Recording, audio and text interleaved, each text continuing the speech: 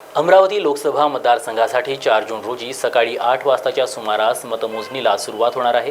मतमोजणीसाठी जिल्हा प्रशासन सज्ज झाले ते असून मतमोजणीची तयारी पूर्णपणे झाली आहे व एकूण अमरावती लोकसभा मतदारसंघात 6 विधानसभा मतदारसंघ येतात तर एकाच वेळी 112 टेबलवर मतमोजणी होणार असून यासाठी महसूल व पोलीस कर्मचारी अधिकारी असे 1500 कर्मचारी लागणार आहे।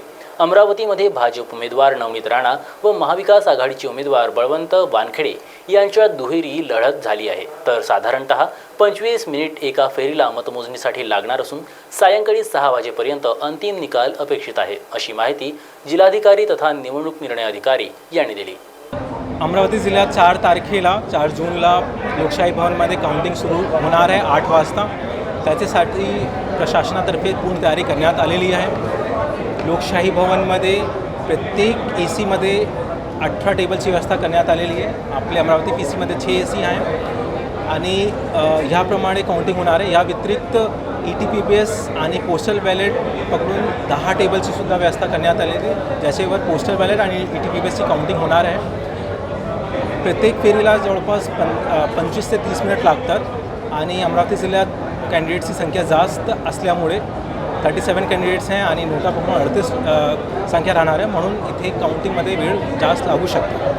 मात्र याच्यासाठी प्रशासनातर्फे पूर्ण तयारी करण्यात आलेली आहे। काउंटिंग हॉलमध्ये मोबाईल फोन अलाउड होणार नाही। मात्र कॅन्डिडेट्सला कळवण्यात आलेलं आहे की त्यांनी प्रत्येक टेबलवर एजंट नेमू शकतात। त्याच्यासाठी त्यांना इन्फॉर्मेशन देण्यात आलेली जेणेकरून ते त्यांचे एजंट पाहू शकतात प्रत्येक टेबलवर काय चालू आहे, किती मत पडले गेले हैं, कैसे कंपायलेशन होता है, हे सगळं ट्रान्सपरंट प्रोसिजर ते स्वतः पाहू शकतात रिअल टाईममध्ये।